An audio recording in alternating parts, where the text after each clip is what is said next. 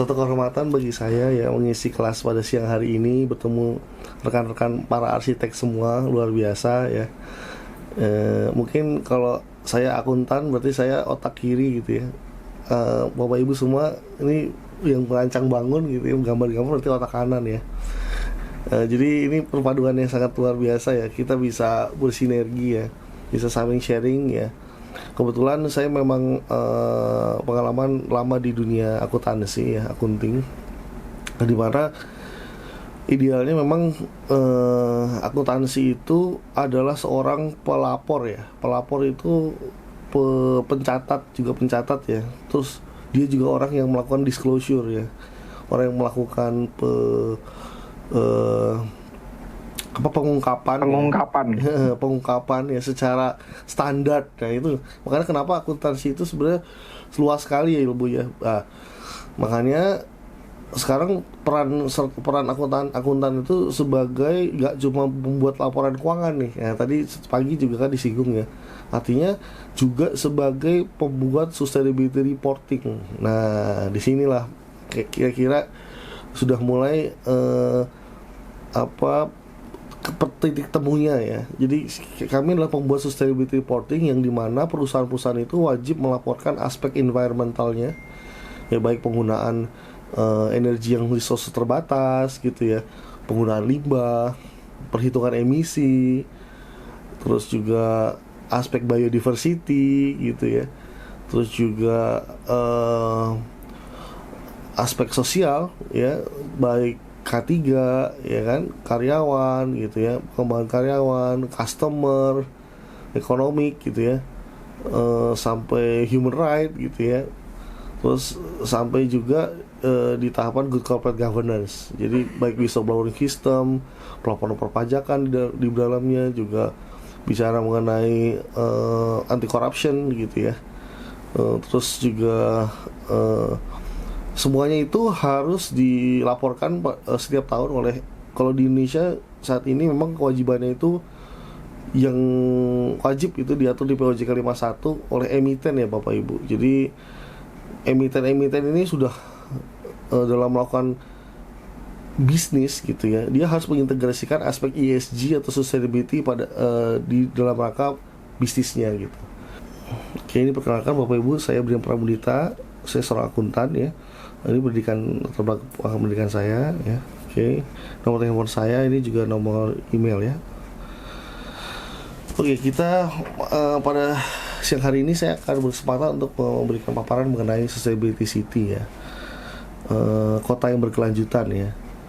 Karena ini merupakan, menurut kita bersama ya, ini pasti merupakan cara terbaik ya untuk memastikan bahwa kualitas hidup bagi penduduk kota ya saat ini itu sangat penting dan harus dicapai untuk generasi mendatang ya.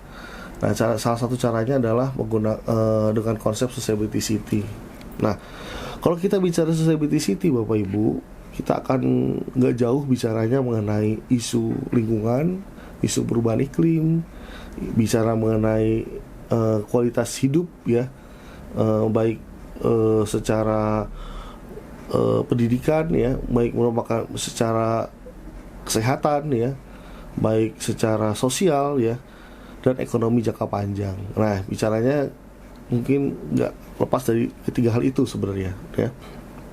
Nah, isu mengenai lingkungan atau perubahan iklim ya, biasanya kita akan bahas mengenai pengurangan emisi karbon ya, selalu ya.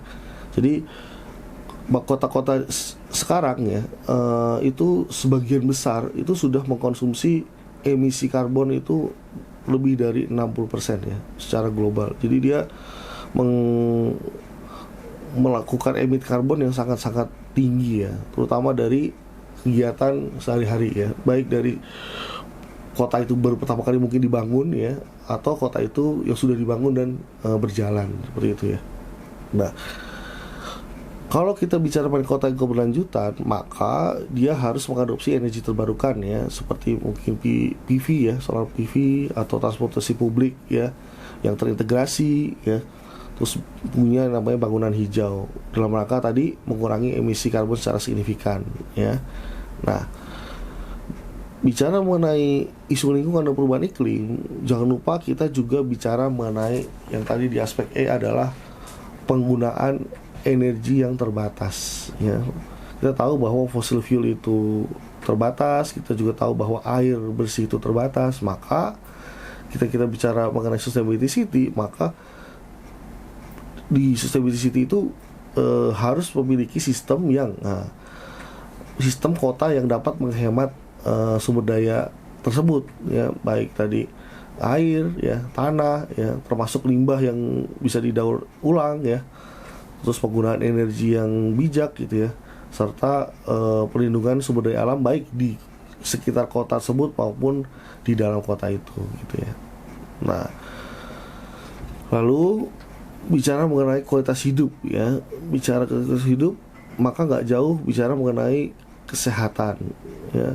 Ketika lingkungan yang bersih ya, udara yang sehat, serta tersedia taman dan jalur bagi pejalan kaki ya, maka secara langsung akan meningkatkan kesehatan fisik dan mental bagi penduduk di kota tersebut. Lalu bicara mengenai keadilan sosial dan inklusivitas ya, artinya kota for all gitu ya. Tadi juga sudah dibahas di pagi hari ya, bahwasannya kota tersebut dibangun untuk memenuhi segala bentuk kebutuhan warganya ya, terutama kaum miskin gitu ya, maupun kaum yang tidak terjamah ya oleh orang normal, yaitu difabel gitu ya.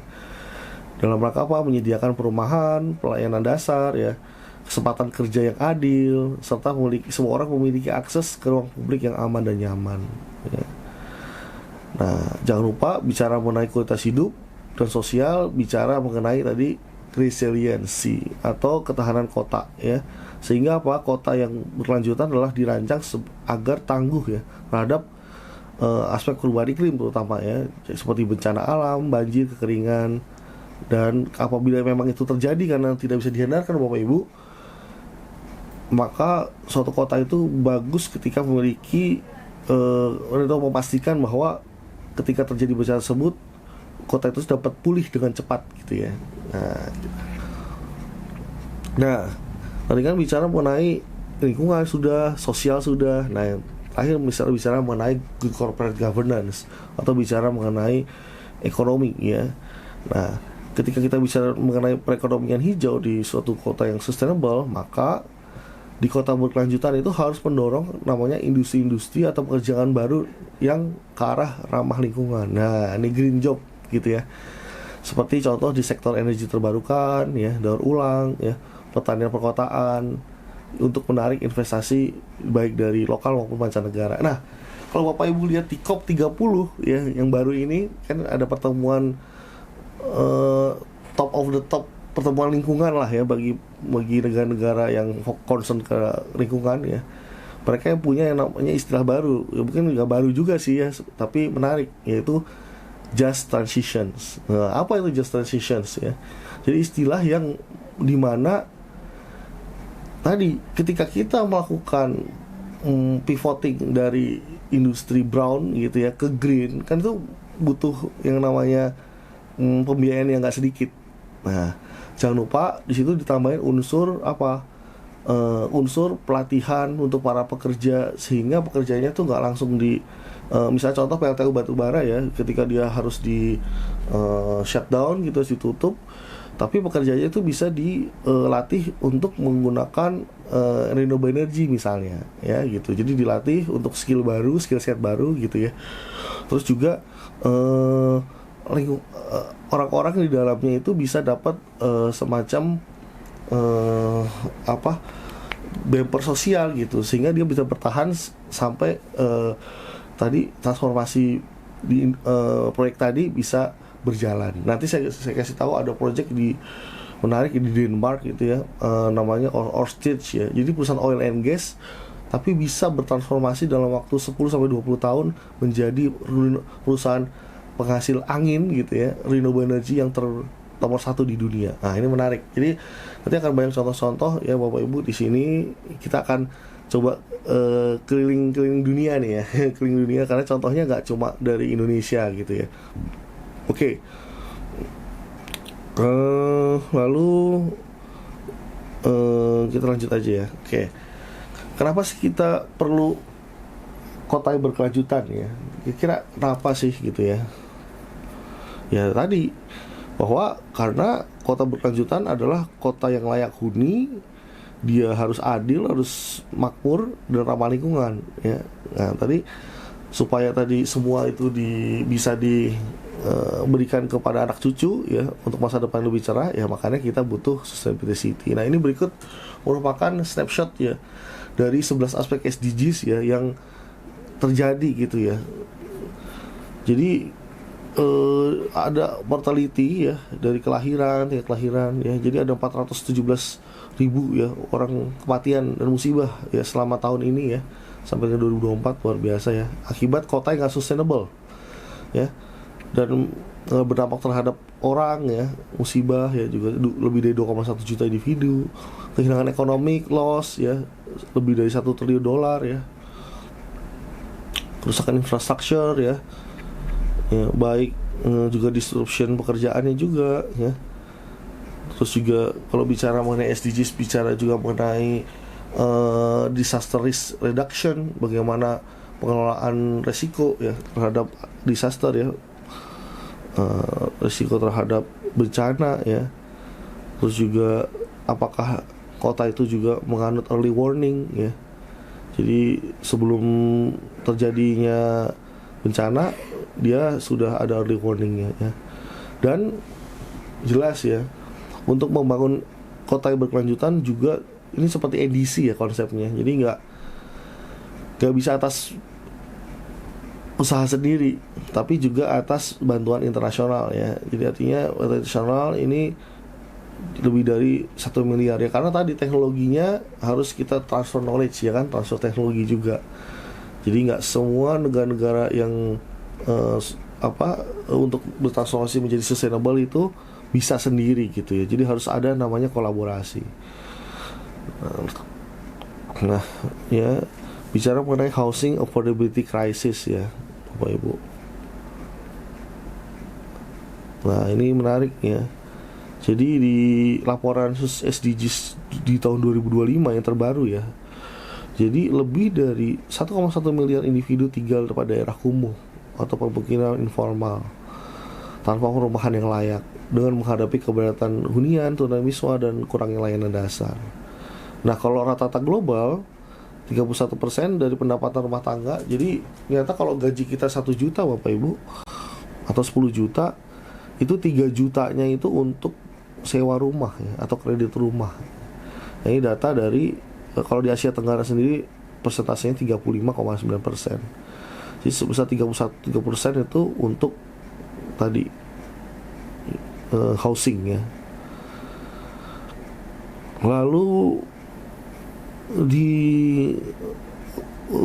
climate adaptation and waste management ya. Jadi lebih dari 50% polusi ya, populasi global ini. Jadi masyarakat itu sekarang itu kalau dihitung ya, 50% itu ada tinggal di kota Bapak Ibu. Nah, di tahun 2050 nanti 70%. Jadi 70% ada di kota, 30%-nya ada di luar kota. Entah ada yang di kota sekitarnya atau di hutan atau di pantai seperti itu ya. Jadi bukan di dalam wilayah kota ya, 30%-nya.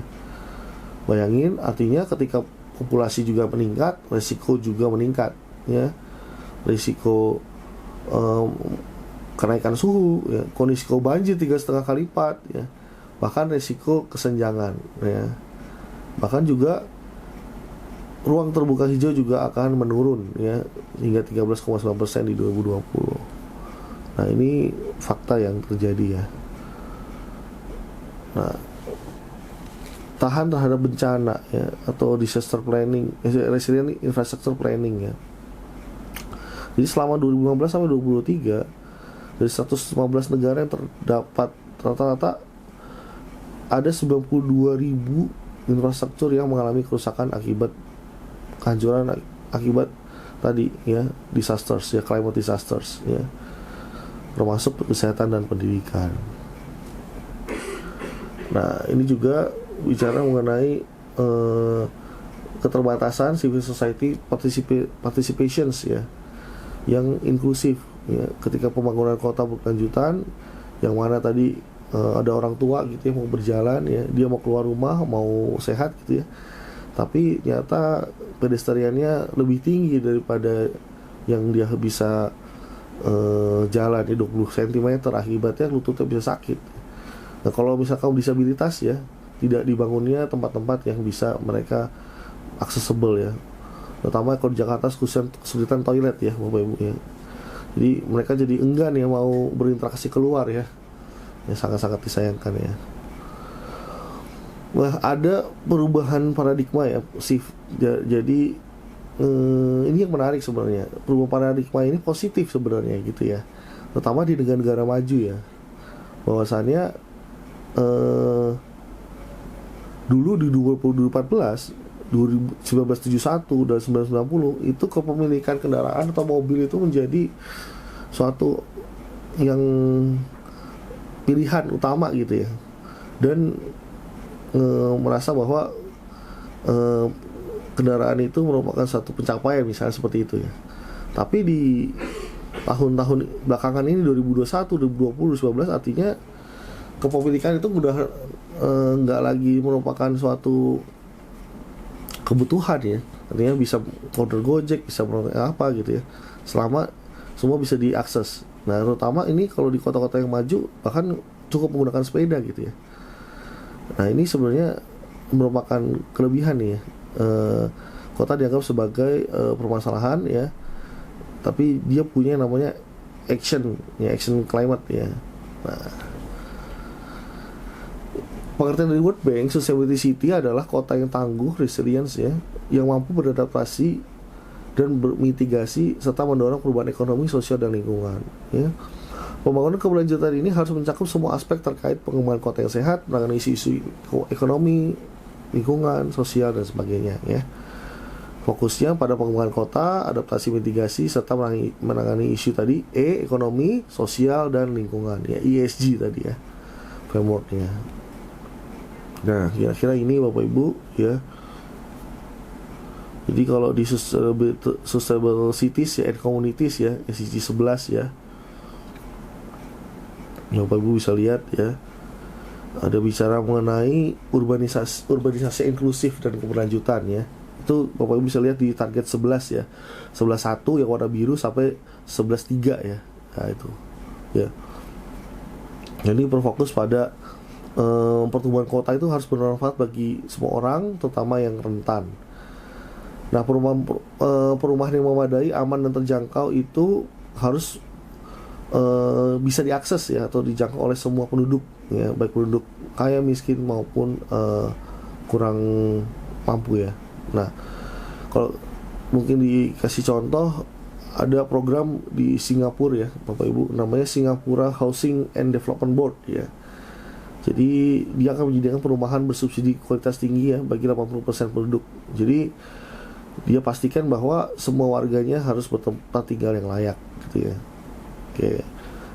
Terus yang kedua bicara mengenai perencanaan pembangunan regional ya di sini. Jadi mengintegrasikan, bagaimana dia bisa mengintegrasikan perencanaan antara wilayah kota ya, terus sekitar kota atau periurban ya, yang ini, yang pengertian yang ini nih, yang biru ya, dan pedesaan untuk mengelola pertumbuhan kota secara integrated atau terpadu ya. Nah ini contoh konsep di Bandung Raya ya, di Jawa Barat ya, Kabupaten Bandung ya, mengintegrasikan antara tata ruang di Kota Bandung ya, Kabupaten Bandung, Bandung Barat, Cimahi ya, dalam mungkin masalah sampah. Nah ini contoh ya. Nah terus bicara mengenai kebijakan yang inklusif ya, efisien dan climate resilience. Nah di sini artinya kota itu dikembangkan atau rencana kota itu diperhitungkan juga menggunakan resiko climate. Nah resiko climate ya, mungkin Bapak Ibu sudah dari hari sudah 3 pertemuan itu belajar mengenai climate gitu ya. Nah sebenarnya di kota-kota internasional ya Bapak Ibu, mengenai climate ini ya, ada yang namanya C40 cities ya. Jadi di mana kota-kota seperti ya London, Tokyo ya dan sebagainya gitu ya, itu melakukan komitmen gitu ya mengenai rencana aksi iklim ya, dan mengurangi emisi dan membangun infrastruktur yang tahan terhadap tadi skenario 1,5 derajat gitu ya, atau 2 derajat IPCC ya. Nah kebetulan kami ya, Bats Consulting nanti juga ada di bawah ya, diminta untuk menghitung berapa sih carbon counting atau jejak karbon yang dihasilkan oleh kota ibu kota Nusantara ya, IKN.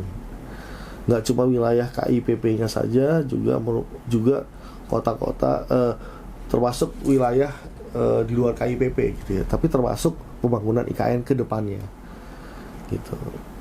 Nah itu nanti saya ceritain gimana kita menghitung jejak karbon ya gitu. Bagaimana kita mampu melakukan penurunan emisi gitu ya, kita nggak tahu hotspotnya. Bagaimana kita tahu melakukan program-program penurunan emisi, tapi kalau kita nggak tahu berapa sih emisi kita. Gimana kita mau melakukan pembiayaan emisi gitu, kalau kita nggak tahu mapping emisinya di mana gitu. Seperti itu. Jangan sampai ya udah kita tahun ini ganti programnya jangan pakai kertas, semua menggunakan digitalisasi. Kedua, kita ganti mobil semua pakai listrik. Tapi ternyata setelah dihitung suatu perusahaan gitu ya di tas, ternyata karbon yang dihasilkan bukan dari penggunaan kertas dan listrik gitu, itu nggak terlalu besar.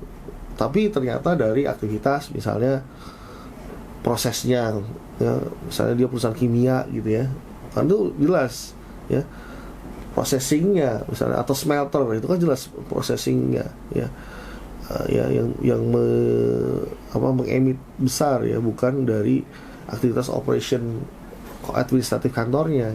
Nah itu menarik ya.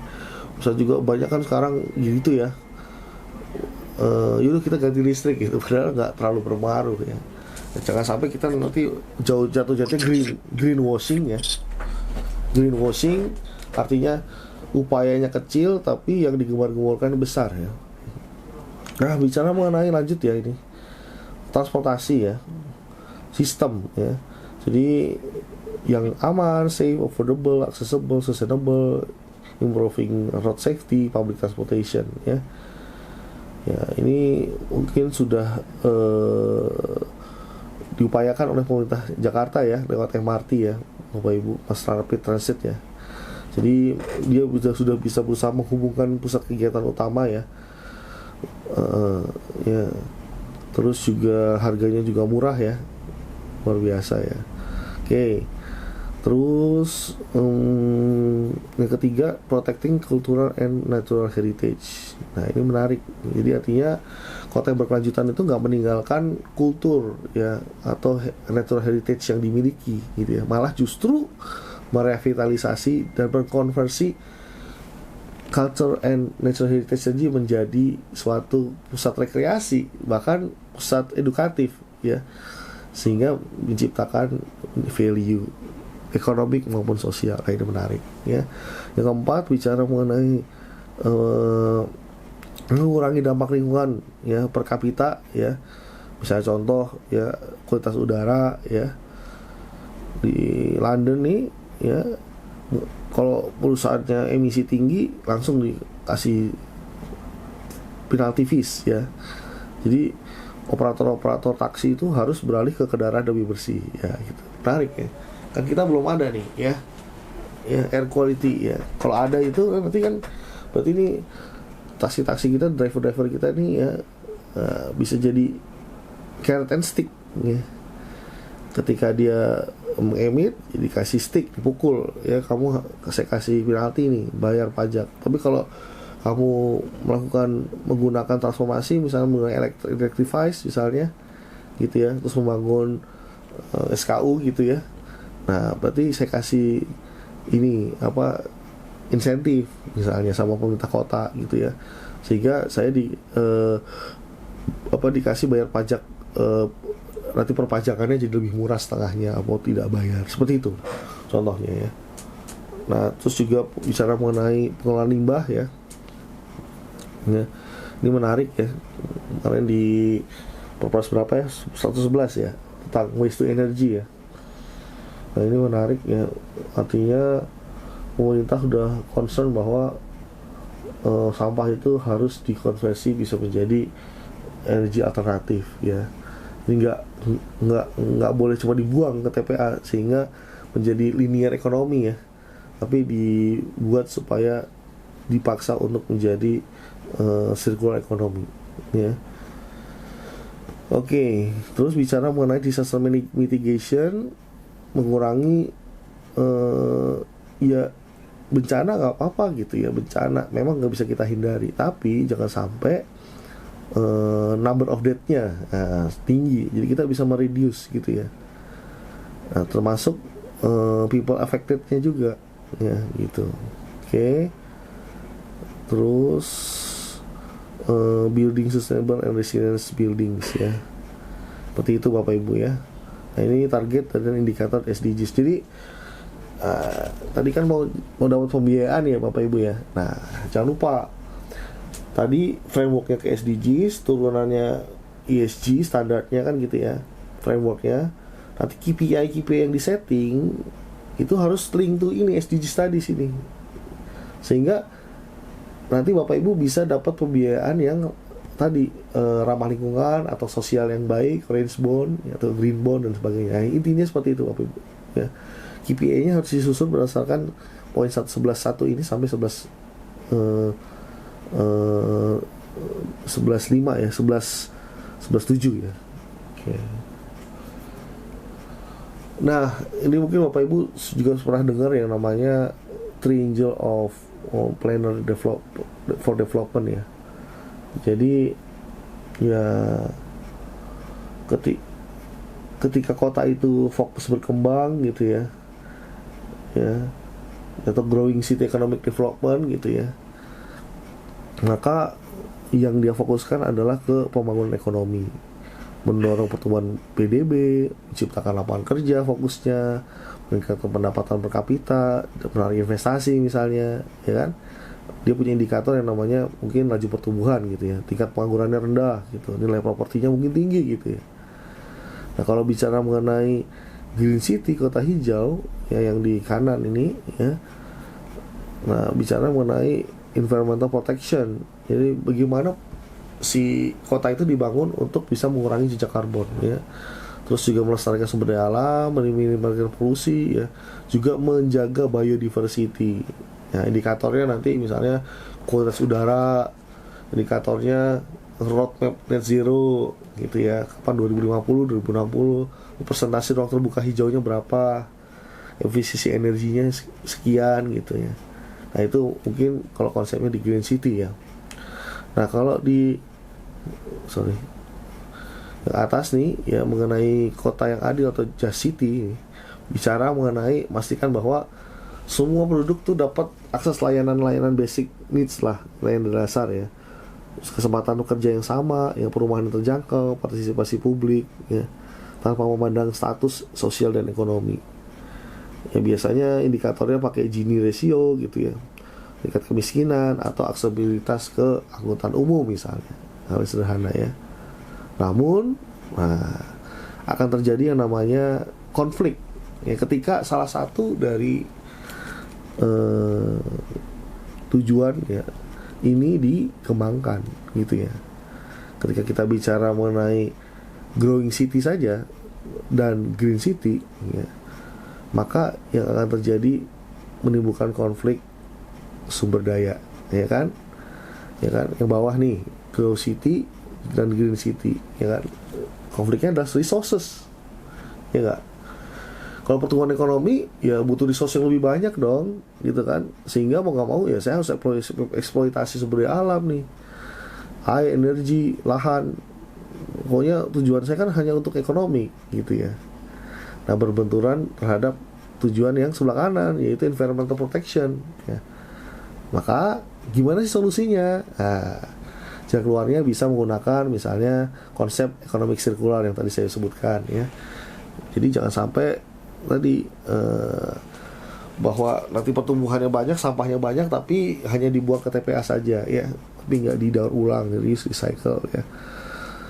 Terus juga misalnya infrastruktur hijau ya, jadi supaya apa tadi, memisahkan pertumbuhan ekonomi dari konsumsi sumber daya ya. Ini contoh untuk conflict of with resources ya. Nah, bicara mengenai konflik yang terjadi ketika kita fokus ke Just City ya, kota yang adil, kota yang adil sosial ini ya, yang atas nih, terhadap kota yang green misalnya. Nah, bicaranya nanti ada konflik pengembangan ya. Ya, nanti misalnya contoh kebijakan lingkungan ya. Karena saya mau green city, saya akan ketatin lah semua yang berbau penggunaan energi bersih ya. Saya akan batasi nih perumahan-perumahan area yang akan saya lindungi ya. Terus nah, sehingga apa? Ya tadi harganya jadi mahal. Jadi rumah-rumahnya yang untuk kaum yang umum ya, yang harus bisa dibeli oleh semua pihak, jadi nggak bisa dibeli gitu ya. Nah, jadi gimana konsepnya gitu ya untuk bisa melakukan transisi energi hijau misalnya ya, tadi mungkin konsep just transition tadi yang saya sebutin di awal tadi, atau mungkin climate justice ya. Jadi dimana ada transisi energi hijau didanai secara progresif, tapi di satu sisi manfaat dari proyek hijau yang terjadi juga bisa diakses merata oleh semua kalangan masyarakat gitu. Nah, yang sebelah kiri ya, bicara mengenai konflik yang terjadi ketika fokusnya ke keadilan, kota yang keadilan dan kota yang berkembang secara ekonomi. Yang terjadi adalah konflik kepemilikan ya, atau properti ya. Misalnya pertumbuhan ekonomi pesat, pembangunan gedung-gedungnya mewah gitu ya. Nah, sehingga seringkali harga properti itu naik, biaya hidupnya naik ya. Sehingga tadi ada penggusuran ya. Jadi penduduk yang pendapatan rendah jadi nggak bisa mengakses ya. Nah, seperti itu. Jadi ya misalnya kita bisa terapin konsep yang namanya zoning ya, perumahan inklusif. Jadi dengan persentase tertentu ya, ada rumah-rumah yang dibangun ke atas ya, dengan subsidi gitu ya, yang bisa dibeli oleh masyarakat tertentu, seperti itu. Oke, ini menarik ya. Sebenarnya pada hari ini kan saya sebenarnya adalah juga bukan banyak di pemaparan juga, juga diminta sebagai fasilitator diskusi ya Bapak Ibu. Nah, jadi saya hanya sebagai jadi bukan ngajarin Bapak Ibu di hari ini ya, tapi saya berdiskusi. Nanti saya kasih suatu yang namanya kasus-kasus gitu ya. Nanti Bapak Ibu bisa dibagi, ada tim yang pro, ada tim yang kontra gitu ya. Nah, atau Bapak Ibu nanti bisa jadi tim yang menjadi government, Bapak Ibu jadi tim yang pemilik proyek, atau Bapak Ibu jadi tim yang masyarakat gitu ya. Nah, nanti silakan ya untuk bisa memberikan masukan-masukannya ya terhadap case-case yang nanti saya berikan. Nah, nanti contoh di sini nanti mungkin kita bahas tentang ini mengenai yang sedang menarik nih Bapak Ibu ya, Planner Triangle for Development ya. Sambil dipikirin ya, nanti sambil jalan ya. Jadi tidak ada yang benar, tidak ada yang salah ya. Intinya mengajak forum ini supaya dua arah dan lebih menarik ya. Nanti saya spill ya untuk Planner Triangle Development ini ya. Case-nya mungkin kira apa ya Pak Brian ya. Misalnya ini deh ya. Kalau kita bicaranya tentang yang lagi happening sekarang ya, proyek kereta cepat ya. Nah, ya bus. Nah, itu gimana tuh ya? Nah, wah, saya mau jadi yang Just City Pak, saya mau jadi Growing City, saya mau jadi Green City ya, silahkan ya. Ya nanti ya di masa, tapi saya udah spill duluan di sini ya. Oke. Ini konsepnya adalah Sustainability City itu ya Bapak Ibu ya, ada 3 pilar ya. 3 pilar tadi, ekonomi, sosial, dan institution level ya. yaitu bicara mengenai efisien dan mandiri, kesempatan kerja yang adil ya, mendorong ekonomi lokal, mendorong penggunaan lahan yang fungsional ya, stimulasi kesehatan ekonomi ya, social level inklusif ya, biodiversity, konservasi alam ya, melawan climate change ya, dan lain sebagainya. Nah, ini nggak usah ya. Nah, di balik sustainability city ya, di balik kota yang berkelanjutan tadi ya, kontrarinya Bapak Ibu ya, itu juga ada 6 ya kritik yang sering dibicarakan ya mengenai kota yang berkelanjutan, yaitu apa? Bicara yang mengenai greenwashing urbanisme. Wah, apalagi itu greenwashing urbanisme ya.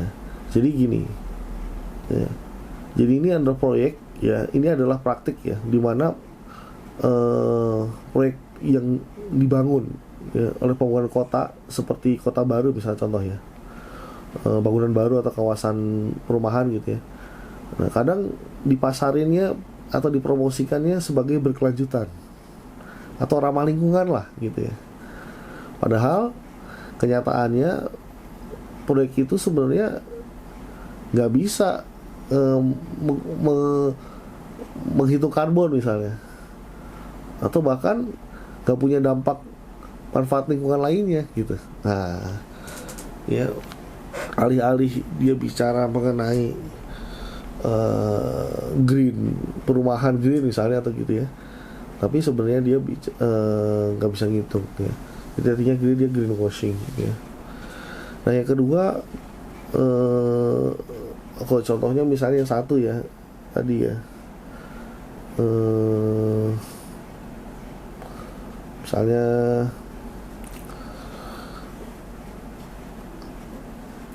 ada perumahan ya dibangun menggunakan energi surya panel, kan gitu ya. Nah, oke, ya kita bisa mereduce penggunaan skop 2 menggunakan surya panel. Tapi ternyata tidak dibatasi penggunaan mobil di wilayah tersebut. Tidak menggunakan mobil listrik misalnya, tapi menggunakan mobil yang ya bisa dibilang melakukan emisi karbon yang tinggi gitu, yang menggunakan solar dan sebagainya. Sehingga kalau dihitung secara agregat ya, ternyata satu rumah diperbolehkan mempunyai 3 mobil atau 4 mobil gitu, garasi luas misalnya. Ya percuma saja ya dia bilang bahwa ini perumahan yang bikin real estate green gitu, komunitas hijau, tapi ternyata nggak terintegrasi terhadap transportasinya, masih menggunakan transportasi individu yang lokal, yang tadi menggunakan emisi karbon yang tinggi, stationary mobile combustion. Beda ketika dia benar-benar ya melakukan integrasi terhadap projectnya gitu ya, nggak cuma alih-alih bilang green, tadi ramah lingkungan, tapi penggunaan materialnya sendiri juga sudah gitu ya, sampai penggunaan material, sampai pengelolaan sampahnya gitu ya, jadi segala macam aspek. Nah, jangan sampai kita terjebak dalam rangka tadi mau sustainable sebenarnya, tapi sebenarnya projectnya tidak sustainable seperti itu ya. Kedua, bicara mengenai technocentric dan model top down ya. Jadi kadang perencanaan kota yang berkelanjutan itu fokus pada teknologi yang futuristik ya.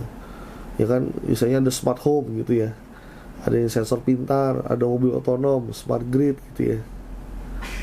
Nah, tapi di sisi, karena ini bicaranya bukan cuma environmental Bapak Ibu, bicara namanya mengenai sustainable. Nah, kalau sustainable aspeknya nggak cuma E, tapi E, S, dan G, ya kan? Bicara mengenai sosial juga, budaya, komunitas. Ya. Makanya jangan sampai tadi kalian fokus pada futuristik yang canggih-canggih, ternyata mengabaikan aspek sosial budaya misalnya. Jadi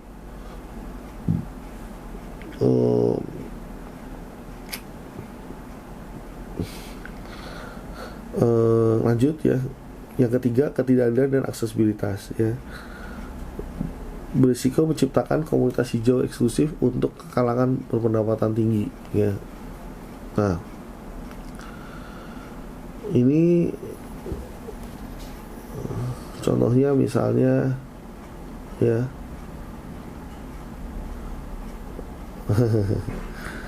Nah, ini menarik ya. Nah, jadi gini, kadang ya, kita mencapai suatu cap ya, bahwa kita itu green gitu ya. Kita kan harus melakukan apa ya namanya, sertifikasi, maupun kita juga apa ya, ya tadi, sehingga apa ya,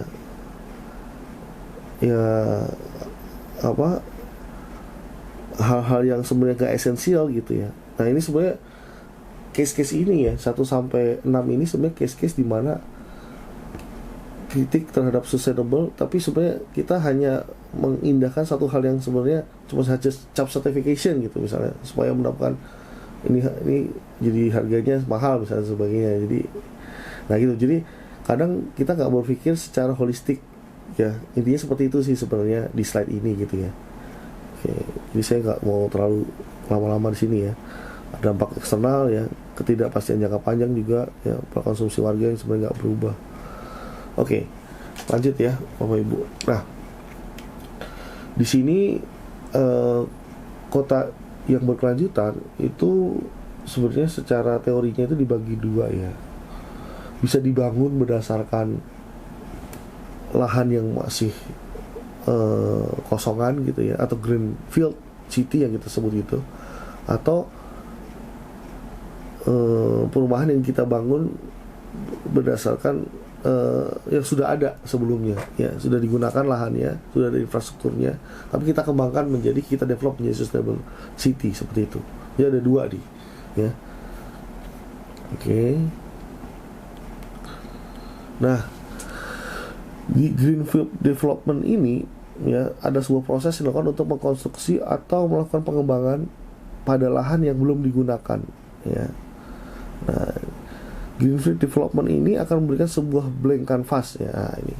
Jadi kuncinya di sini, kalau greenfield development, kotanya itu masih benar-benar raw gitu ya.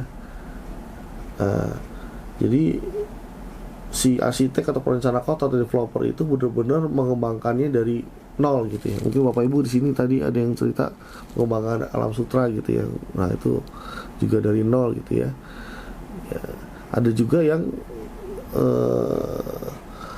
ya, dan melibatkan fitur keberlanjutan dan inovasi teknologi sejak awal pengembangan proyek. Nah, ini contohnya di luar negeri ya. Ada Masdar City ya di Uni Emirat Arab ya. Ada Singapura Tianjin Eco City. Nah, ini menarik. Nanti saya masuk ke Singapura Tianjin Eco City ya Bapak Ibu ya. Oke. Nah, Singapura namanya Sino ya, Singapura Tianjin Eco City. Ini di mana? Sebenarnya ini adalah ada di China ya Bapak Ibu ya. Geografisnya itu ada Tianjin Bapak Ibu. Tahu Bapak, Tianjin dekat Beijing ya. Jadi sepertiga itu wilayahnya salin, sepertiga itu wilayahnya untuk pembuangan limbah, sepertiganya wilayah air. Nah, ini menarik ya. Jadi kerjasama antara pemerintah Singapura dan China ya dari tahun 2027 sampai hari ini belum selesai ya, masih berkembang ya. Nah, jadi pemerintah China ini memiliki dua kriteria dalam memilih situs bangunan, yaitu tanah yang tidak subur, yang mengalami kekurangan air ya. Nah, hal ini dilakukan untuk mendemonstrasikan bahwa urbanisasi berkelanjutan itu dapat dilakukan walaupun terdapat tantangan lingkungan. Nah, ini menarik ya. Jadi dia punya namanya tadi KPI ya, punya target, punya visi ya, yang dia capai ya. Nah, visinya apa? To be a thriving city which is socially harmonious, environmentally friendly and resource efficient, a model for sustainable development. Nah, konsepnya ada tiga: three harmonies and three abilities. Jadi people adalah tinggal secara harmoni dengan people lainnya gitu ya. People tinggal harmoni dengan ekonominya, economic activitiesnya, people tinggal harmoni beserta lingkungannya. Three harmonies dan three abilities. Jadi dalam rangka mewujudkannya maka menggunakan teknologi yang bisa diadopt, must be affordable, harus murah dan commercial, ya. Terus juga replicable. Jadi principle and models EcoCity itu bisa di-apply di kota selain China, ya. Jadi copy paste, dan terakhir scalable, ya. Jadi prinsipnya atau modelnya bisa di-adopt oleh project lainnya di scale yang lain gitu ya. Nah, ini menarik ya. Nah, lokasinya di sini Bapak Ibu, di China, di Tianjin namanya, di bawahnya Hebei dan Beijing, ya. Jadi kalau dari Beijing itu 140 kilo, ya. Ya. Kalau dari Tianjin itu 40 kilo. Dia EcoCity, jadi di ujung, ya. Di ujung laut nih. Beginning stage-nya di awal-awal nih Bapak Ibu bisa lihat ya. Kalau dari sisi arsitektur ya, ini dibangun di luas 30 km persegi di Tianjin ya. Di fokusnya menciptakan kota yang layak huni atau thriving city, harmonis secara sosial, lingkungan, ramah lingkungan dan sumber daya manusia ya. Tadi udah dibahas, oke. Nah, ya, teknologinya layak ya, tadi udah ya. Nah, bagaimana bentuk kerjasamanya ya antara China dan Singapura ya. Jadi Premier of China dan Deputy Prime Minister of Singapore ini bersama-sama punya namanya Steering Committee, ya, Joint Steering Committee, ya, bentuk komite bersama ya antara pemerintah Cina dan pemerintah Singapura. Nah, menarik ya. Lalu dibuatlah Steering Committee tersebut, kerjasamanya nggak cuma Vice Prime Ministernya juga doang ya, tapi juga kementeriannya ya, Kementerian Housing of Urban Rural di China dan juga National Development Ministry Singapura. Jadi kementerian di bawahnya juga ikut ya, di steering committee ini, membentuk yang namanya Joint Working Committee ya. Jadi komite kerjanya ya, panjanya ya. Terus di situ di mana Office of Tianjin Ecosystem Joint Working Committee tadi membentuk yang namanya Administrative Committee. Jadi dia bikin semacam fungsi-fungsi administratif dari sebuah kota tersebut ya, yang isinya itu adalah Tianjin People Government dan Binhai New Area People Government gitu ya. Nah, jadi Tianjin ini juga meminta pendanaan nih ya. Jadi nggak cuma kita yang butuh pendanaan, ternyata si Sino ini juga minta pendanaan Bapak Ibu ya. Kemana? Ke World Bank ya. Konsepnya Global Environment Facility GEF ya, bukan Green Climate Fund ya, tapi ini GEF dia ya. Jadi GEF ini dia bikin project ya kan. Nah, dia bikin kebijakan, regulasi dan kerangka kerja secara institusionalnya udah dibuat tadi ya. Nah, lalu dia melakukan technical assistance nih ya, si GEF project tadi ya ke kota ini ya, untuk mendukung implementasi project termasuk green transportation dan green building ya. Nah, lalu yang ketiga, dia juga mau melakukan support finansial ya untuk mendemonstrasikan teknologi efisien energi dan sektor pembangunan. Nah, semua under Sino-Singapore Tianjin Administrative Committee. Nah, itu jadi tadi kan frameworknya udah ada. Terus siapa nih nanti akan bertanggung jawab ya kan, steering committee-nya. Jadi good corporate governance-nya siapa nih, dibuat juga gitu ya.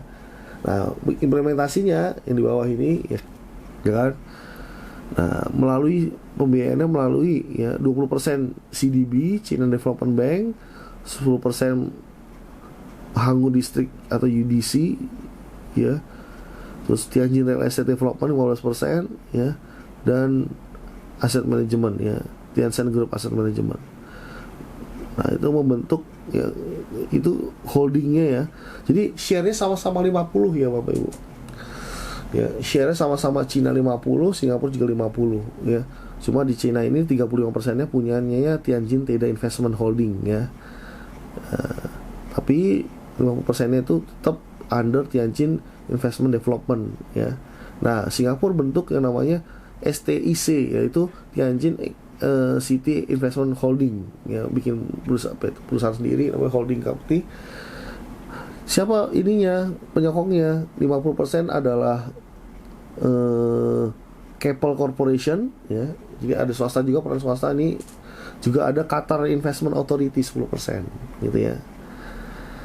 Nah, dua-duanya membentuk namanya JV Company, Joint Venture Company. Wah, jadi kalau di joint venture itu kan, kalau di kita NPWP-nya tuh antara NPWP pemilik joint venture gitu ya.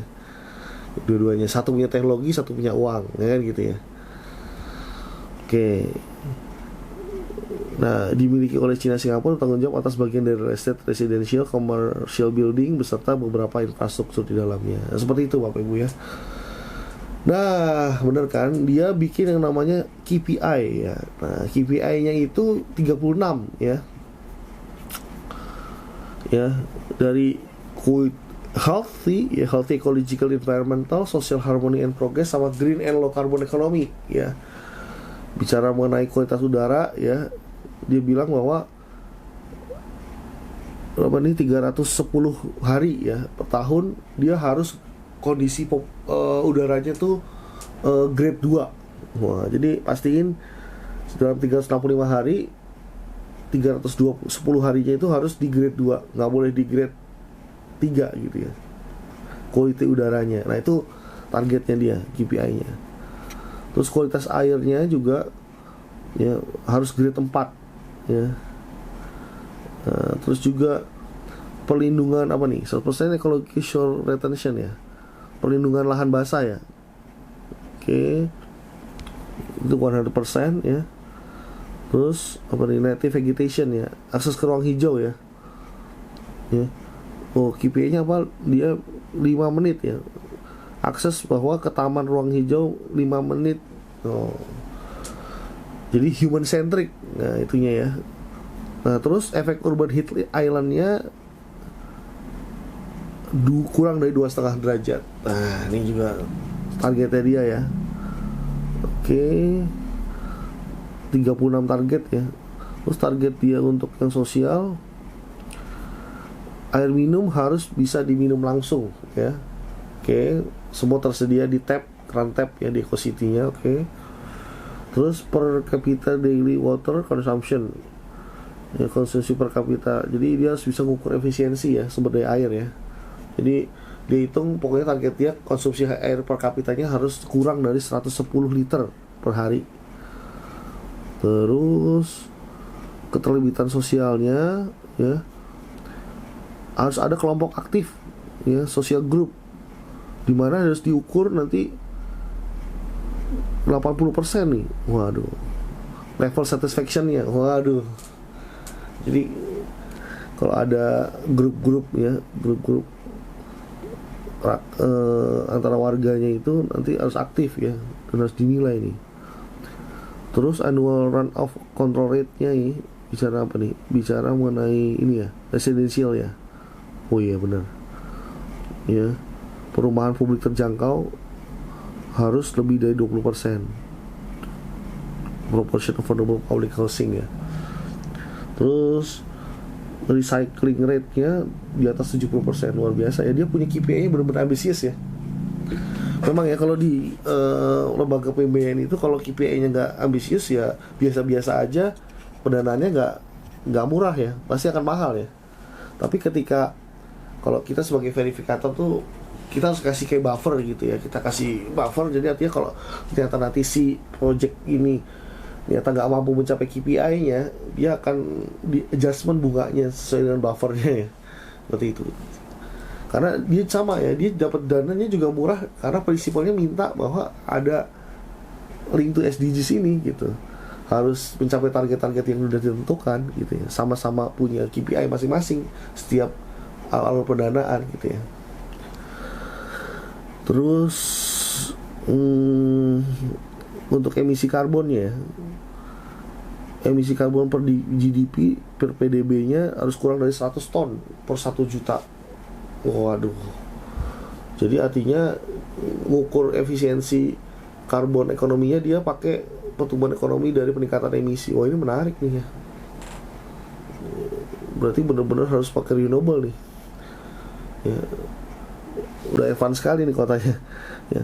Terus penggunaan energi terbarukan minimal lebih dari 32%, bangunan hijaunya harus 100%, pasokan airnya harus 60% menggunakan sumber yang bisa didaur ulang. Wow ya, oke, menarik ya.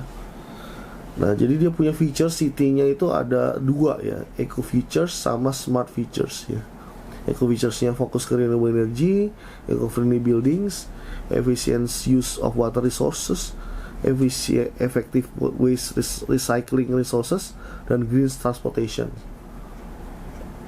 Kalau bicara mengenai smart features, smart infrastructure, data management, smart environment protection, smart urban management, smart economy and enterprise, yang terakhir smart social services ya. Nah, di Singapura Tianjin ya. Nah, ini di sana renewable energinya harus memanfaatkan energi bersih seperti surya panel, turbin angin, panas bumi ya sebagai kebutuhan listrik, dan KPI-nya adalah di atas 32%, harus mengurangi emisi karbon ya. Terus bangunannya, green buildingnya ya, harus menggunakan desain yang hemat energi, memaksimalkan pencahayaan ya. Terus juga ventilasi juga harus alami, memastikan bahwa material dari emisi rendah karbon ya, dan bisa didaur ulang. Terus penggunaan sumber daya air yang efisien ya, konsumsi per kapita KPI kurang dari 110 liter per hari. Oke, tadi udah di ini ya. Jadi dia udah punya program-programnya nih, luar biasa ya.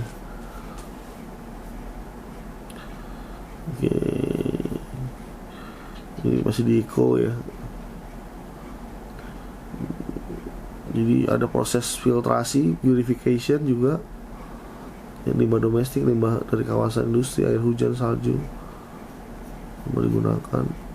Dia punya water recycling system ya. Terus juga punya waste recycling and management. Jadi waste juga harus disortir ya oleh masyarakat dan akan diberikan reward ya. Jadi dia punya sistem namanya Intelligent Waste Exchange System. Terus dia punya juga program komunitas untuk memisahkan sampah tadi, dipilah dan konversi, mana yang menjadi limbah daur ulang menjadi produk baru, mana yang menjadi pupuk organik, mana yang menjadi zat tidak berbahaya, mana yang akan menjadi waste to energy ya, menghasilkan listrik.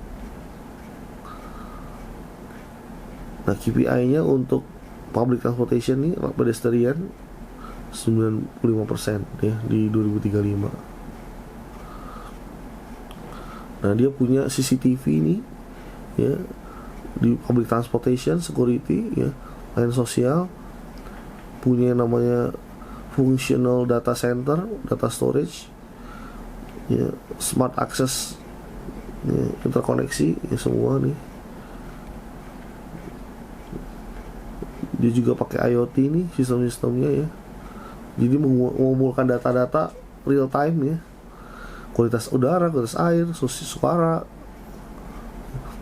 Ini bahkan kalau di luar negeri ya Bapak Ibu, kalau di sini kan ada pajak karbon ya. Ketika kita melakukan emisi karbon di atas cap, misalnya cap kita 100 ya, misalnya kita energi, kita misalnya perusahaan PLT batu bara ya. Nah, emisi kita 120, 20-nya kan harus kita beli karbon kredit ya dari proyek-proyek karbon gitu ya, atau kita bayar pajak karbon ya. Nah, kalau di luar negeri itu ada yang namanya, kalau di China itu ada yang namanya pajak noise ya. Jadi pajak dari misalnya kita melakukan construction, terus juga konstruksi tadi berisik gitu ya, mengganggu tetangga sebagainya. Nah, itu bisa dikenakan pajak dengan desibel tertentu ya. Jadi pajaknya nggak cuma pajak udara, tapi pajak suara juga. Nah, ini digital China ya, dia menggunakan AI ya. Smart urban manajemennya sangat-sangat canggih ya Bapak Ibu ya. Dia sudah ada juga layanan sosialnya, ada kartu medis elektronik yang bisa nge-link ke institusi medis, smart residential, traffic, smart of school, online booking, budaya olahraga, smart tourism. Jadi kartunya bisa terintegrated ya.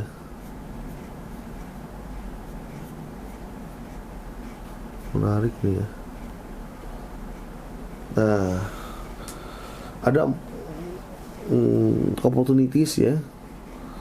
Ya, ada juga challenging ya dari Sino Tianjin Eco City ini gitu ya.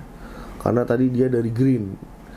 Ya pasti challengingnya modalnya sangat besar ya kan. Maka dia butuh alternatif pembiayaan yang tadi. Terus masalah hunian dan populasi. Nah, ini menarik nih. Jangan-jangan dia jadi kota hantu, nggak ada yang mau pindah. Nah, saya juga kemarin ke IKN lama gitu ya. Ini kayaknya nggak ya, bisa orang mau pindah gitu, bahkan masyarakat sekitar situ yang memang asli situ, yang sepaku aja nggak mau situ gitu. Nah, karena mungkin harus diberikan hal-hal yang menarik lainnya gitu ya. Ya, dan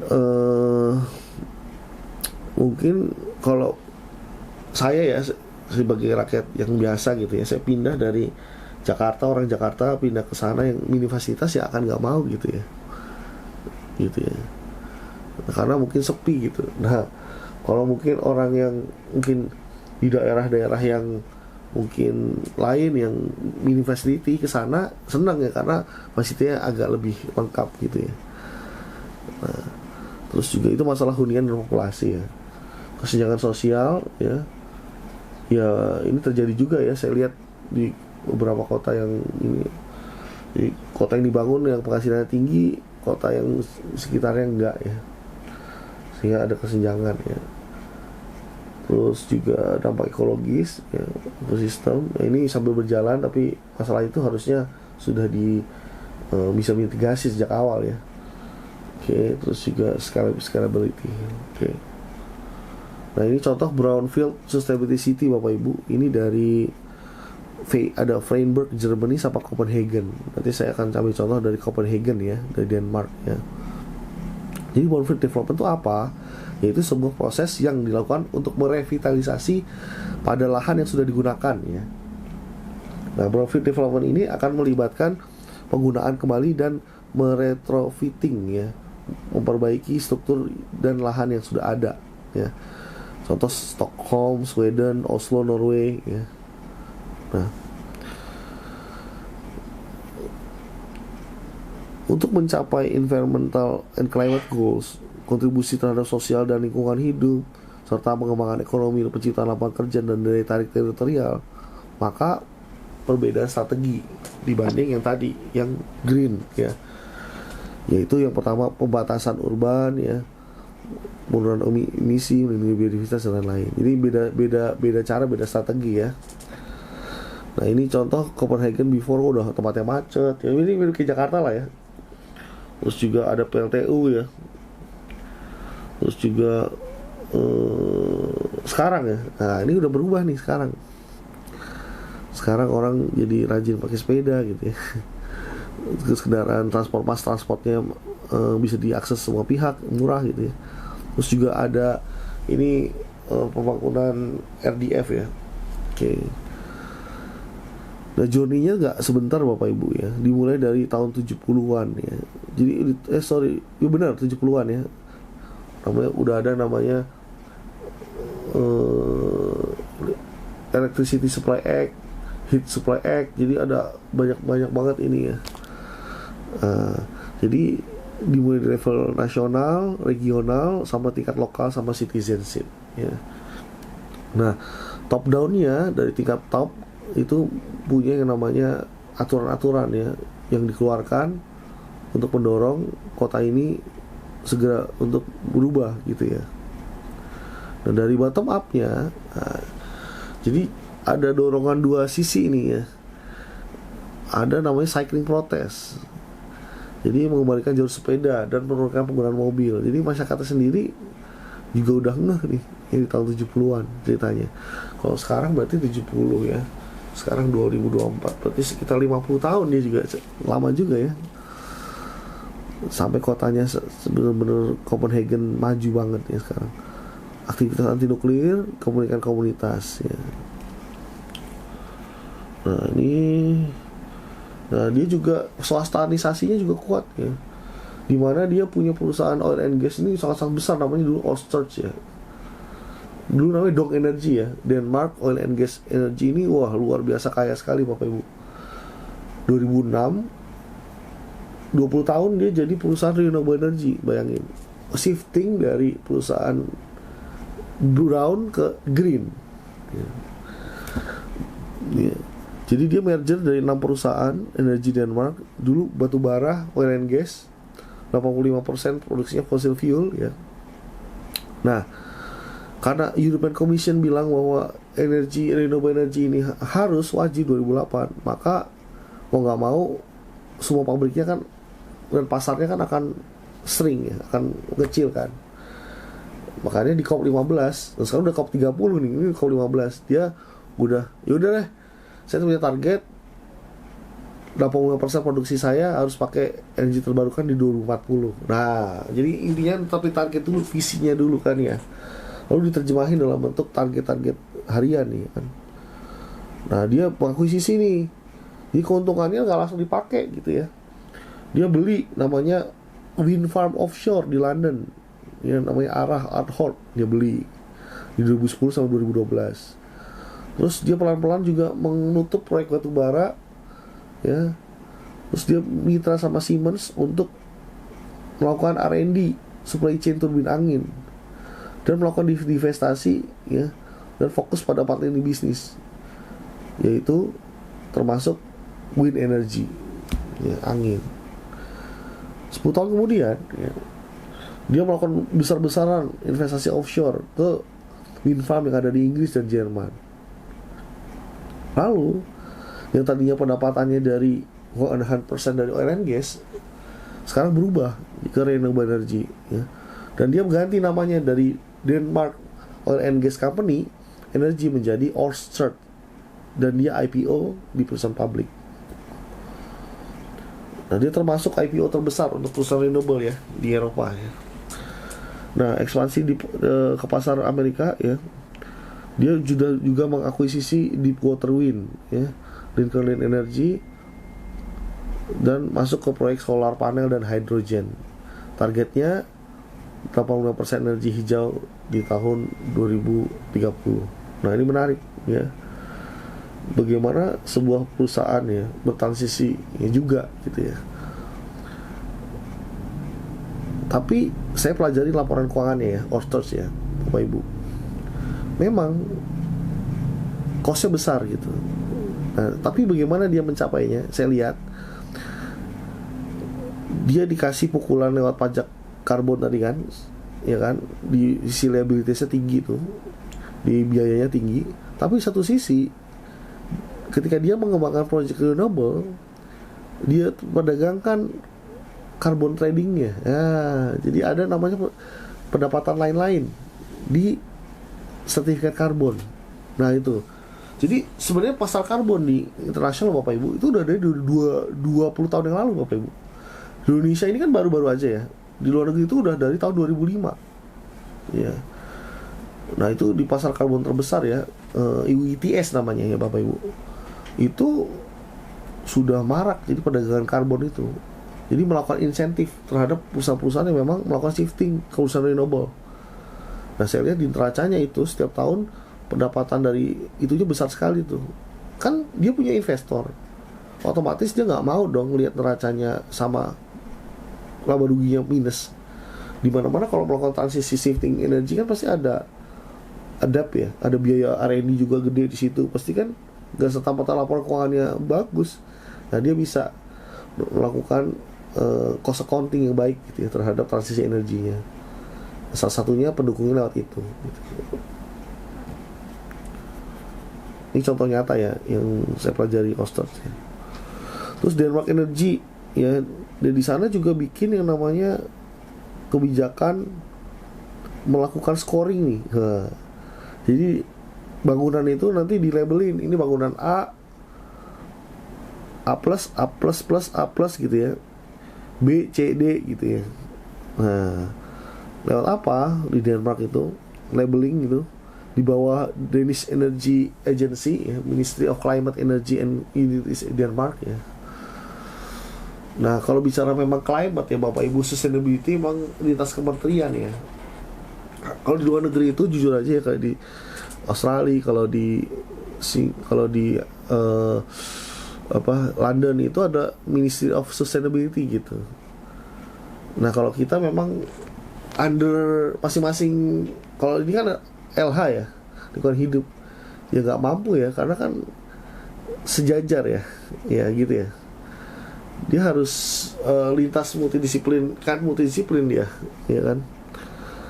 Nah, di sini ya, kalau di Danish ini ministry, dia punya ministry climate. Oh, jadi digabung SDM-nya sama climate kalau di Danish ya. Oke. Kalau kita nggak ada ya Kementerian Climate ya, ada Kementerian Lingkungan Hidup ya. Nah, laporan ini diperlukan pada saat penjualan atau penyewaan properti. Jadi laporan ini wajib nih ya, ketika properti kita mau kita sewain atau kita jual.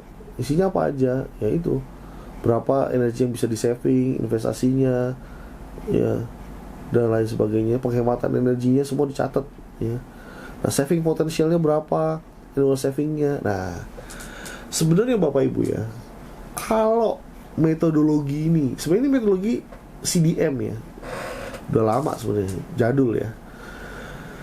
Ini tuh bisa dipakai ketika misalnya suatu kota ya punya banyak agregat gedung-gedung tadi, itu dikumpulin jadi satu, dilakukan verifikasi validation yang tepat gitu ya. Itu bisa jadi carbon credit loh, bisa menjadi insentif ketika building itu melakukan saving, karena itu adalah teknologi based solution gitu ya. Nah, yang menarik saat ini adalah basis datanya gitu ya. Mungkin antara satu gedung yang lainnya nggak sama, nggak sinkron gitu ya. Dan nggak semua gedung bisa menghitung emisi skop 1, 2, 3-nya ya. Mungkin penghematan energinya bisa gitu ya. Nanti disusun ya PDD-nya ya, drum daftar aksi mitigasi ya, selalu diverifikasi, lalu dilakukan pembuatan laporan capaian aksi mitigasi, lalu diverifikasi, sebelum divalidasi sekarang diverifikasi berapa sih emisi yang bisa di reduce, sehingga apa, saving potensial efisiensi bangunan gedung itu bisa menjadi carbon credit, bisa menjadi pendapatan lain-lain. Masalah kan yang mahal lembaga verifikasinya kan ya, karena kalau cuma satu gedung aja kan apa, biayanya kan tinggi konsultannya kan. Nah, kalau lebih baik apa ya, tadi saya bilang agregat, jadi gak cuma satu, banyak. Nah, kalau dibikin zonasi misalnya nanti bisa dibuat seperti itu metodologinya ya, itu lebih menarik lagi tuh. Jadi nanti biayanya nggak terlalu besar ya, costnya, tapi bisa mendapatkan carbon credit. Nah, ini contoh ya hitungan carbon greenhouse gas inventory-nya ya. Ini saya gedein ya. Dari penggunaan energi ya, apa aja, IPPU, agriculture, land use, waste. Nah, ini contoh IPCC itu ngitung Denmark nih ya, Denmark, kota Denmark ya. Denmark itu kota atau negara ya? Negara ya. Itu berapa sih gas rumah kacanya gitu ya, dihitung ya kan. Oh, ternyata paling gede Bapak Ibu dari aktivitas energinya. Nah, kalau di IKN paling besar apa? Ya ini, dari afforestation, land use, karena kan dari hutan ya, terus dibangun, sama ini industri, pembangunannya. Nah, di tahun, kan saya gitu 2 tahun ya, 2023 dan 2024. Kalau 2024 pada saat penggunaannya, yaitu di energy use-nya gitu ya, kan beda ya. Kalau udah jalan, waste-nya juga gede, sama transportation, seperti itu. Nah, dia punya action plan ya Bapak Ibu. Dia bikin roadmap to action plan-nya. Dia akan menurunkan energy consumption 20%, hematnya 20%, ini energy production juga sama, green mobility 75%, menggunakan sepeda, transport publik, 50% ke kantor ke sekolah harus pakai sepeda dan sebagainya. Dia bikin inisiatif dan komitmen bersama gitu ya. Nah ini Copenhagen ya, ternyata tercapai itu 6% energy efficient building, terus dia 11% public transport, 23% city cyclist, 30% energy retrofitting ya. Jadi ada 5 bidang yang akan memperoleh jumlah investasi tertinggi ya. Tadi yang energy retrofitting ya, city of cyclists, intelligent transport system, public transport, energy efficient building di Copenhagen ya. Nah, jadi juga di sana juga spesifik dikembangkan yang namanya dulu nih di Nordan ya. Itu sebuah pelabuhan ya. Itu direnovasi menjadi distrik kota yang menerapkan konsep Carlos Moreno 15 minute city dengan renewable energy source dan smart city infrastructure.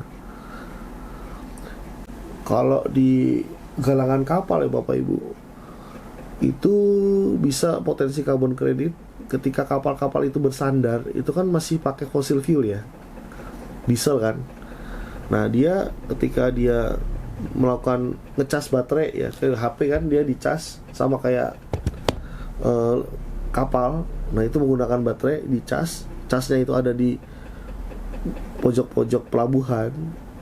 Nah itu bisa mengurangi, dia bisa mendapatkan carbon credit tuh, karena dia tidak dia punya baseline tadinya menggunakan diesel ya, di shifting menggunakan listrik gitu ya. Nah itu harus kerjasama sama pelabuhan kan gitu ya, yang tahu ya, PLN atau siapa gitu ya, pembangunan kotanya, sehingga tadi bersama-sama tadi bisa mendapatkan insentif ya. Banyak sebenarnya ya, kayak metode misalnya SPKU ya, charger listrik itu juga sebenarnya ada secara gold standard, di Indonesia belum ada ya. Itu bisa dikembangin Bapak Ibu, itu menjadi carbon credit. Kalau di luar negeri bisa jadi carbon credit, bahkan itu bisa kalau di London itu gabung sama tiang lampu ya, jadi infrastrukturnya nggak usah bikin lagi. Oke, ini hanya spesifik development ya, pengembangan di Copenhagen, bangkit tenaga listrik yang dari daerah olah sampah ya. Terus ini juga kota pelabuhan ya tadi. Terus juga ini urban space ya. Ini menarik ya, luar biasa ya. Nah, jadi Copenhagen ini punya tujuan harus karbon neutral ya. Jadi pembangkitnya namanya Hofor ya, ini pembangkitnya Hofor ya. Dia mensuplai lebih dari 1 miliar ke customer yang ada di Copenhagen. Apa? Disuplai water, suplai pemanas, supply cooling, supply disposal water, waste water. Oh, jadi dia terintegrasi dalam satu ini ya, dalam satu ini satu sistem ya. Nah sistemnya menarik, dia pakai apa? Biomass. Wah, biomass itu diimport melalui berasal dari luar Uni Eropa. Nah biomass itu bisa macam-macam ya Bapak Ibu, bisa dari sampah ya, bisa dari sapi gitu ya, maaf ya, dan lain sebagainya. Metan ya, capture metan juga bisa. Terus turbin pembangkit ya, jadi di sana 8.500 warganya di Copenhagen itu 7% per tahun ya, itu menggunakan pembangkit yang sudah dimiliki oleh Orchards yang tadi ya, perusahaan renewable energy. Nah, bagaimana dia melakukan financial scheme? Nah, bukan scam ya, scheme, sorry, financial scheme-nya gimana gitu ya.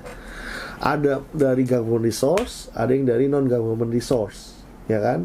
Kalau government resource ya jelas dari national government support, regional maupun budget ya, local tax gitu ya. Yang menarik dari luar government nih ya. Nah, dia menggunakan ini namanya municipal utilities and public company. Tadi dia pakai perusahaan-perusahaan yang tadi IPO ya kan. Oke. Terus juga dia public private partnership juga, jadi melakukan co-financing dan dengan pihak swasta, jadi pembagi resiko ya, serta biaya inovasi. Terus kalau internasional dia pakai grant ya, pakai bantuan City Network, pakai loan tadi ya, bisa SLL ya, Sustainability Linked Bonds ya. Terus juga grant ya, pendanaan Uni Eropa. Ini kan dia ikut C40. Nah kebetulan kemarin kita juga ngitung IKN ya, GHG-nya pakai C40 ya. Jadi nanti kemungkinan besar ya pendanaannya akan sama ya, karena pakai itu juga. Jadi GHG-nya Tokyo, London ya, sama IKN bisa di-compare karena standarnya sama ya. Nah Copenhagen Finance Scheme-nya ya, itu kalau dari government source-nya ini sekian lah. Ini Bapak bisa baca lah ya. Ada berapa nih ya kan, sekian ya. Nah, Green Fund ya juga sama ya. DKK-nya 8.500. Oh, gede sekali ya. Jadi Green Fund ini adalah insentif hijau, yaitu air, forestation, district heating. Dari Green Fund diperoleh pension taxation. Oh, jadi dasarnya dari penggunaan pension, dana pensiun yang dia gunakan. Nah, ini menarik nih pembiayaannya ya. Bisa juga nih ya. Nah, kalau dari non-government ya, dia dapat dari, dia ada pajak namanya connection fee, water, sewage dia kenain. Dari pajak dari annual fee, ini kayak retribusi gitulah ya, fee and tax soalnya kan. Ada tax, ada VAT ya, sekian ya. Oke. Nah ini juga dia melakukan penyediaan bangunan hijau ya. Jadi ini sampahnya, bangunan sampahnya ini pembakaran sampah ya, waste to energy, tapi di atasnya orang bisa main ski gitu sekalian. E-nya dapat, S-nya dapat juga ya. Pintar dia ya. Ya. Dan ekonomiknya dapat juga, orang bisa sewa, ya kan? Oke, menarik ya. Kenapa bangunannya bisa begini? Oh, ternyata atasnya ski gitu ya. Ya, oke. Nah, ternyata Copenhagen adalah anggota dari C40 juga ya, di mana gabungan dari Global Network of Mayors dengan keanggotaan berdasarkan kinerja kota hijau setiap tahun ya. Jadi C40 membantu Copenhagen untuk memfasilitasi kerjasama dengan pihak swasta, akademik dalam mengidentifikasi solusi terbaru City Solution Platform ya, C40 ya. Oke. Walaupun begitu dia punya challenge ya, punya tantangan dalam pengembangan kotanya. Walaupun tadi mungkin Brown itu jauh lebih mudah karena biayanya rendah, tapi tetap ada tantangan gitu ya. Terutama pada saat menghitung ya, benar ya. Kalau kotanya itu masih kosongan ya, kayak green gitu, itu masih mudah bener. Tapi kalau sudah jalan gitu ya, wah itu bener-bener effortnya dan pengumpulan datanya luar biasa ya. Terus meeting ya kan itu yang bangunan kosong juga sama ya, yang jadi yang kota green juga sama pengumpulan datanya, nanti saya share ya. Terus dia punya target neutral carbon 2025 ya, dan punya target sustainability ya, carbon neutral ya. Kesempatannya dia jadi global leadership untuk city ya, dia juga dapat pendanaan, dia juga dapat urban innovation design, dia juga publik sama-sama berpartisipasi sehingga publik juga tertarik untuk masuk ke kota tersebut seperti itu ya. Nah ini menarik ya Bapak Ibu. Mungkin Bapak Ibu di sebelum-sebelumnya juga sudah belajar ya bagaimana cara menghitung carbon accounting ya untuk sebuah kota, karena berbeda ya pendekatannya. Jadi Bapak Ibu, metodologi untuk menghitung GHG itu sebenarnya ada 4 ya, praktisnya ya. Yang pertama entitas. Jadi entitas itu batasannya itu adalah entitas bisnis misalnya perusahaan PT, CV, badan hukum gitu ya, dia punya perusahaan manufacture misalnya, di mana di dalam manufacture dia juga punya anak perusahaan, misalnya pembiayaan, atau misalnya anak perusahaannya iklan gitu ya, anak perusahaannya mining dan sebagainya, atau holding company yang punya konglomerasi yang memiliki banyak anak perusahaan yang bergerak di berbagai macam sektor gitu ya. Nah itu cara menghitungnya menggunakan entity base. Yang kedua, menghitung carbon accounting itu khusus untuk project base, misalnya hutan ya, kita jaga supaya minim kerusakan sehingga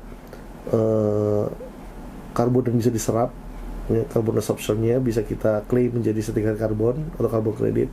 Nah itu project, dan project itu bisa dua, nature base, misalnya tadi terumbu karang ya misalnya ada yang di laut gitu ya, beduk karbon atau mangrove misalnya, atau ada yang di hutan ya.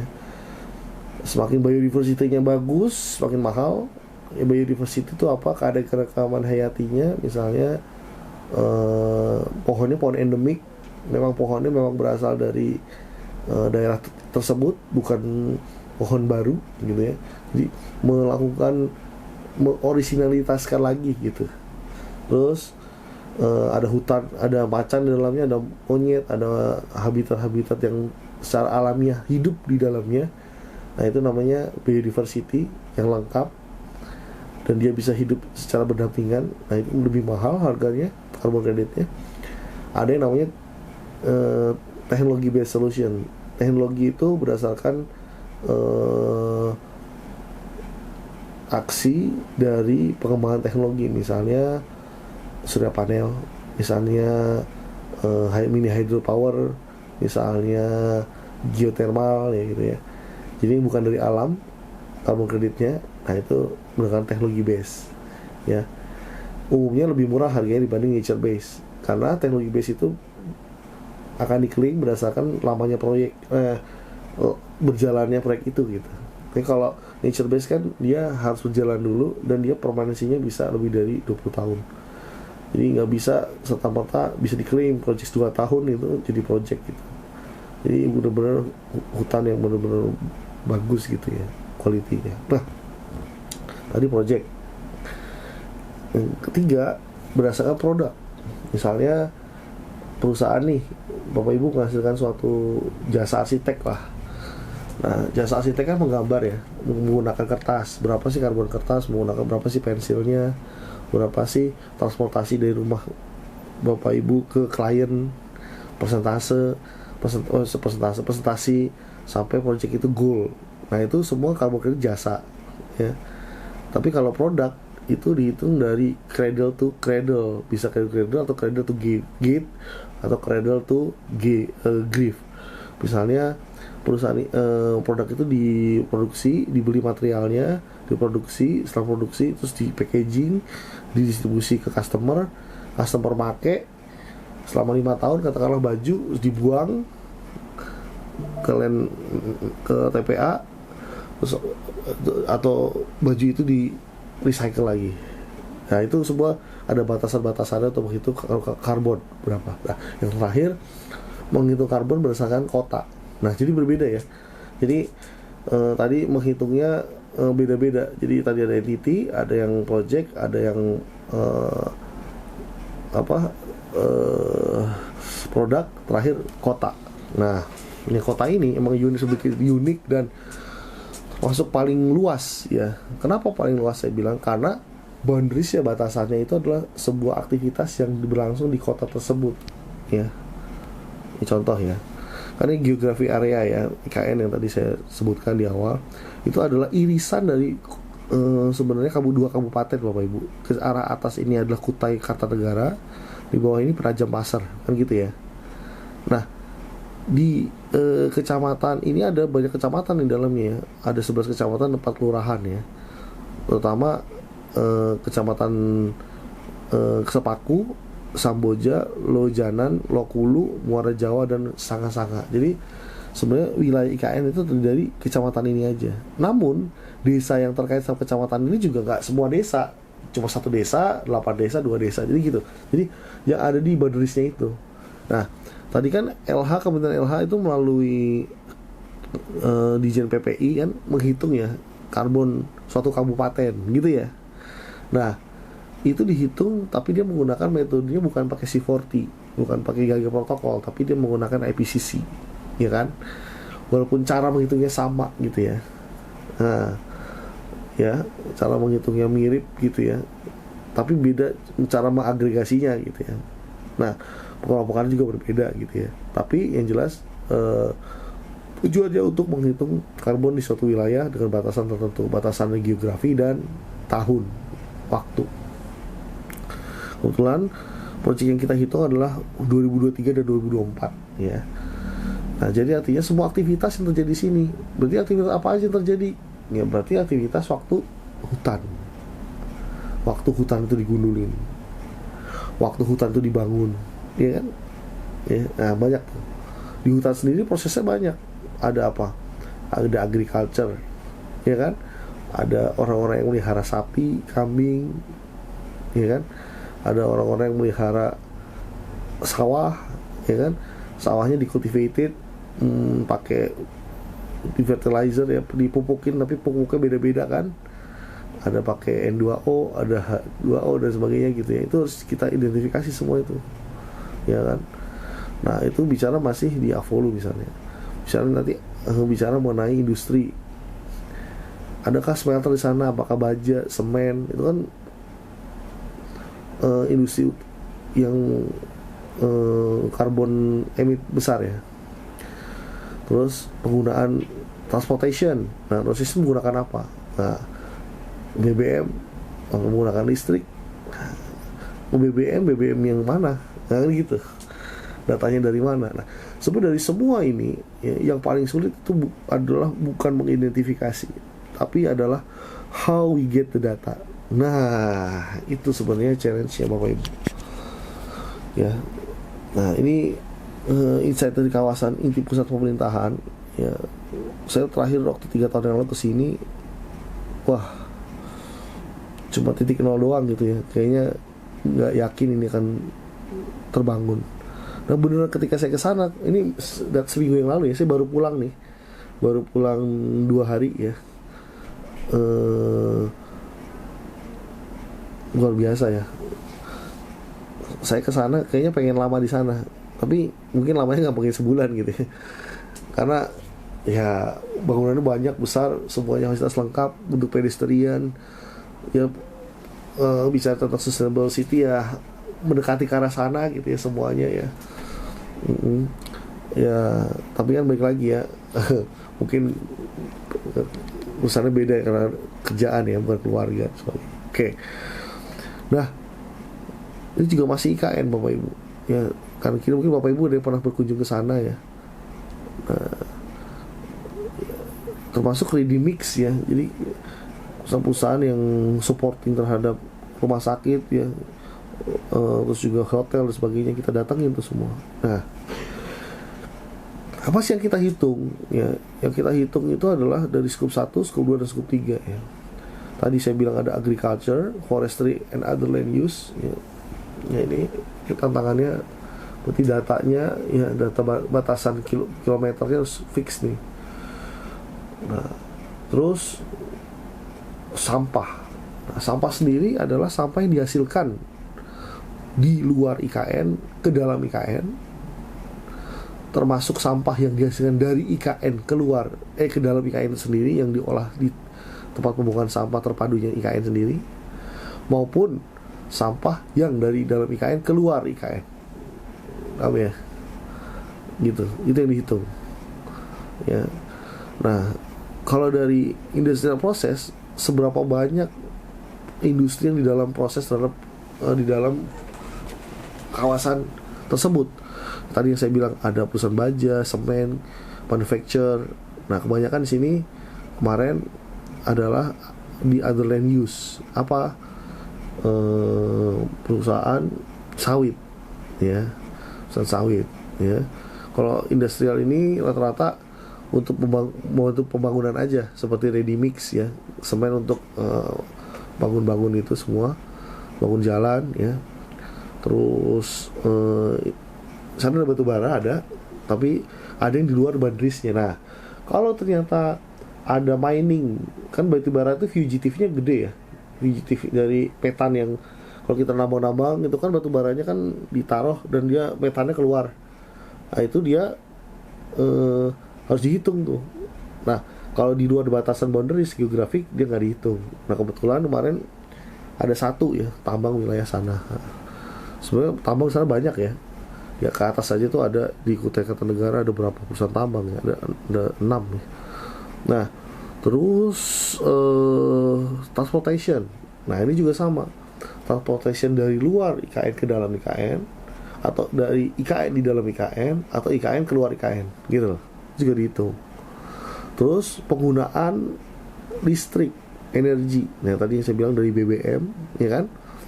Nah sulit kita dapat data itu enggak ya kan. Nah gimana tuh kita pikirin ya, apakah menggunakan kendaraan, jumlah kendaraan, proxy kendaraan ya kan, kendaraan besar, kendaraan kecil, truk. Nah jadi nggak bias kan datanya gitu ya. Nah seperti itu memang tantangan-tantangan yang akan terjadi pada saat penghitungan ya. Nah semua itu akan kita laporkan dalam bentuk 1, 2, 3 nih ya. Kebetulan kita menggunakan basic plus ya, artinya termasuk Avolu dan IPPU. Kalau cuma basic yang dihitung hanya scope 1, 2, 3 tapi hanya terbatas waste. Tapi kalau basic plus scope 1 dan 2 yaitu stationary energy, transportation, waste, Avolu, IPPU, electricity ya. Nah, ini belum ya, ketiga dia belum. Nah bayangin Bapak Ibu, saya sampai visit ke setiap desa Sepaku, desanya ada Binua, ada desa apa, ke perusahaan tambang nih, bawah perusahaan tambang ini ada ke restoran, ke hotel, ke dinas terkait, karena data-datanya ada di dinas ya kan. Berapa jumlah LPG yang terdistribusi, itu nggak terpakai, baru terdistribusi ya kan. Berapa jumlah pelumas, karena itu fugitif ya kan. Bisa Bapak Ibu bayangin berapa sapi yang harus kita hitung di desa-desa tersebut. Berarti saya datang ke semua desa dong harusnya ya Kak. Kita proxy kan desa tersebut. Kalau misalnya datanya begini, ya mau gak mau semua desa harus kita ini, karena sedikit kan. Beda kalau misalnya desanya misalnya 4 atau 5 ya. Nah ya, tapi kita kalau menggunakan desa yang paling besar, misalnya kita bisa jadi proxy tuh, karena bisa mencerminkan data agregat seluruhnya, misalnya kayak gitu ya. Berapa jumlah pupuk yang dipakai oleh desa ya, berapa jumlah yang sapi yang dimiliki itu, sapinya diapain ya, apakah dijadiin biogas, apa dibuang begitu aja, atau jadi pupuk, kompos, itu akan ngaruh tuh. Terus sawitnya, pomenya yang dibuang, yang bekas-bekas ininya waste dari CPO-nya ya kan. Nah, itu di ton-tonase semua dihitung ya. Nah didatangin satu-satu ya. Ini kita juga datang ke TPST terpadu ya. Sampah itu diapain, dipilah. Nah ada yang dipilah menjadi bakar, itu berbeda penghitungnya. Cara dipilah menjadi energi juga beda cara menghitungnya. Dipilah menjadi produk sampingan lainnya juga beda cara ngitungnya. Seperti itu. Nah ini yang sebelah kanan ini surya panel ya, PLTS, dia pakai tenaga surya IKN ya. Untuk yang KIPP ya, harapannya dia kan karbon neutral ya. Artinya karbon yang dihitung harusnya budgetnya di bawah sama karbon yang dia bisa reduce ya. Nah itu, ini semua saya visit juga ke seluruh gedung ya, masing-masing di IKN. Jadi nggak segampang itu. Jadi ternyata kalau dari kementerian itu kan lagi Kota Baru ya, mungkin nggak tersentralistik data gitu ya, terpecah-pecah gitu. Ada di Kementerian PU, di Kementerian Seknek, ada yang di masing-masing kementerian. Wah, itu luar biasa tantangannya. Terus ada yang dari pengembangnya PP, Wika. Wah, duh, gimana Bapak Ibu bisa saya ini ya, saya sama tim bisa pecah gitu ya, kita semua kolek data. Nah, kita jadi belajar. Artinya ternyata salah satu tips ya untuk menghitung ini juga, artinya kita nggak bisa langsung, katakanlah kita punya suatu kuasa yang kuat lah untuk datangin masing-masing itu. Tapi kan jadi buang-buang waktu ketika kalau kita sudah misalnya memetakan stakeholder. Nah, ini juga saya juga belajar ya dari ini, karena untuk penghitungan kota ini mungkin baru pertama kali kita gitu di Indonesia ya, untuk kota ya, kota yang baru ya. Kalau di luar negeri kan udah umum ya, udah kayak Copenhagen emang setiap tahun bikin gitu ya. Ini kan kota khusus ya. Nah, itu kita harus melakukan semacam edukasi ya. Nah, itu dulu tuh sebenarnya. Jadi ketika kita visit, kita nggak edukasi semua dari nol. Nih apa sih kita datang tiba-tiba gitu ya, walaupun jelas ngapain aja gitu ya. Tapi jauh lebih itu cepat ketika kita sosialisasi duluan, kita edukasi. Oh, begini ya, karbon tuh begini ya, begini ya. Termasuk ke para arsiteknya Bapak Ibu yang bikin ini gitu. Waktu kemarin itu ternyata saya harus tahu ya plat bajanya, iya di RAB-nya digolongin tuh nanti. Plat bajanya, kayu yang digunain, jenis semennya digunain apa, semuanya dihitung secara detail, ya kan? Oh, seperti itu. Akhirnya, nah, memudahkan bagi kita dan verifikator nanti, ya kan, untuk memastikan bahwa ini bener loh gitu, karbonnya bener senilai ini gitu. Kalau enggak ya, makanya kan nggak ada yang sulit ya untuk orang bicara diverifikasi benar gitu. Nah, karena tadi udah tanya aja susah, bayangin aja. Kalau kita menggunakan proxy span base, ya kan salah Bapak Ibu. Misalnya satu gedung nih, oh budgetnya satu gedung ini, katakan rumah itu 15 miliar, kalau satu gedung sekitar berapa tuh, 300 miliar gitu kan. Nah itu akan, rata-rata gedung 300 miliar, bangunannya 7 lantai, kira-kira penggunaan bajanya, semennya sekian. Kan itu asumsi, dan itu saya nggak mau, itu tayar yang paling jelek kalau di data perhitungan karbon. Saya nggak mau pakai asumsi, jadi harus pakai data activity namanya. Jadi benar-benar tonase yang terjadi selama periode tersebut. Nah berarti kan artinya harus teridentifikasi semuanya ya. Nah seperti itu contohnya misalnya. Nah ini datang semua ya, visit ya,